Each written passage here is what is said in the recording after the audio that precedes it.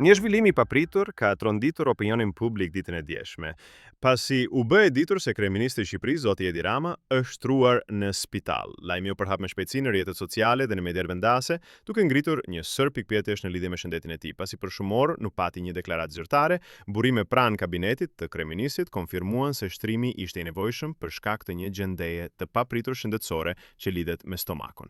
Sipas të dhënave të bëra publike nga burime mjekësore, kryeministri Rama ka përjetuar disa kriza të forta në stomak, të cilat e kanë detyruar të kërkojë kujdes të specializuar në një nga spitalet e Tiranës.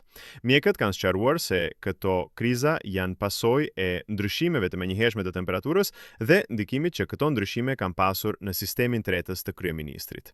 Pavarësisht alarmit fillestar, gjendja e tij është stabilizuar dhe nuk ka vend për shqetësim serioz. Kontrolli mjekësor ka treguar se nuk bëhet fjalë për ndonjë problem të rrezikshëm për jetën apo për ndonjë sëmundje afatgjatë. Gjithsesi, mjekët kanë rekomanduar pushim, kujdes të shtuar në ushqim dhe konsumin e lartë të produkteve të lëngshme për të ndihmuar organizmin në rikuperim. Kryeministri do të qëndrojë në mbikëqyrje për pak ditë, por pritet që shumë shpejt të kthehet në aktivitetin e tij të përditshëm. Ky episod ka nxitur reagime të shumta në rrjet, ku qytetarët kanë shprehur shqetësim, por edhe solidaritet me kryeministrin.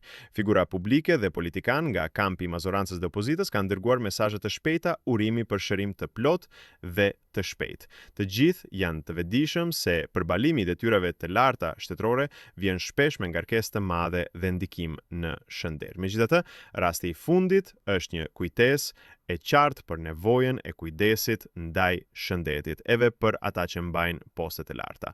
Edhe pse situata nuk paraqet rrezik, ajo tregon se asnjë nuk është i paprekshëm. Në këtë frym, ju urojmë zoti Ramës shërim të plot dhe rikthim sa më të shpejt në detyrë në një formë sa më të mirë fizike e mendore. Po ju, çfarë mendoni për këtë situatë? Komentoni mendimin tuaj dhe mos harroni të bëni like dhe subscribe.